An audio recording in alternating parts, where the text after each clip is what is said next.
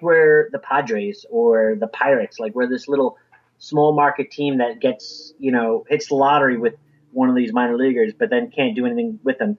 Kind of what the Pirates did with McCutcheon, where they had this great talent, but they couldn't build anything around him, so they didn't win anything, and eventually he just signs with someone else.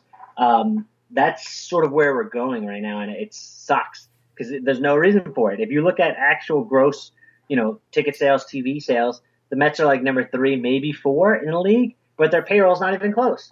And if you ask ownership, like, well, we have 2 guys who are $60 million. One of them rolled his ankle on his horse ranch. He's going to be gone for who knows forever. And the other guy is 36, coming off steroids and garbage. So good luck.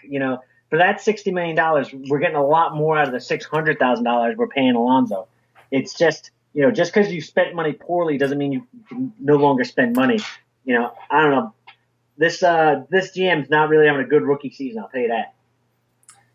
Well, he wants to make the team a contender. He wants them to win the World Series like we all do.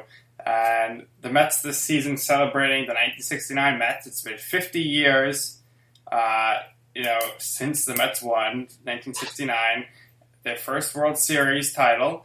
And the Mets finally decided to honor Tom Seaver after 50 years and rename Citi Field's address as 41 Seaver Way. Statue plans are on the way. Really great for him and his family. A little too late here, I think, by the Mets ownership to do that, especially with his unfortunate mental state at this point.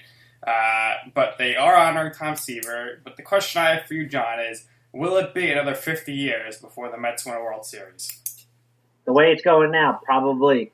I saw someone on Twitter yesterday during the honoring pregame, and he made a really good point. He goes, they brought in the 69 guys, but this team's playing like the 62 Mets. They're garbage right now, and in reality, teams that are bad are the teams that are always looking in the past. Oh, look how good we were back then, blah, blah, blah, blah, blah, because there's nothing to look forward in the future, so they play off the past. And in typical Mets fashion, they do the montage memorial of all the guys who passed away, and they include 2 guys who are still alive. I don't even know what to say, John. Typical Mets. My thing is this. All right, so someone in their communications department did that, right?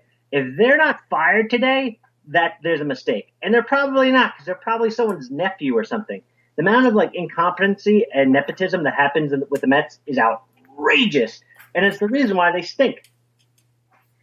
And the Mets just were dreadful in Philadelphia, getting swept. And did you happen to see Mike Francesa's rant? Because he was watching the game, and he threw his glasses. I was watching that game at work as well, and then I immediately turned it off, and I was like, I can't watch this anymore. This is terrible. You're ruining my day. I hate day games when they lose like that bad. Ugh.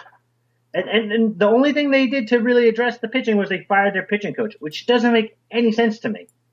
Like, what is that going to do? If you're still running guys out there with a 6 ERA and trying to get them to hold the lead, and they don't, surprisingly, how is firing the pitching coach going to change that? I do not understand that.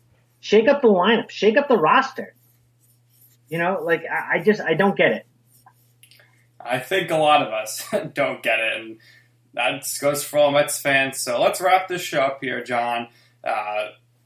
Next show probably will be after the All-Star game. So enjoy the All-Star game. Hopefully Alonso is the MVP of the All-Star game after winning the home run derby.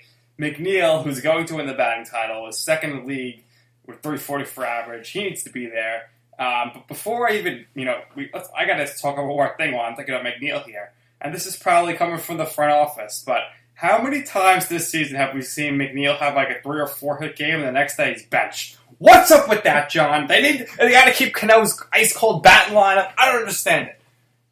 Yeah, that's really what makes me think that it's not Mickey making the decisions, because it sounds like someone who's not watching the games is the one who's making these lineups. Like, McNeil went 3 for 4 with a double, 2 singles, and stole a base. Oh, and he made a diving catch in the outfield. Yeah, he probably needs a day off. Let's get Cano out there. Unbelievable. I'm just so disgusted. You know what? I'm getting the show. Let's go, Mets. See you next time.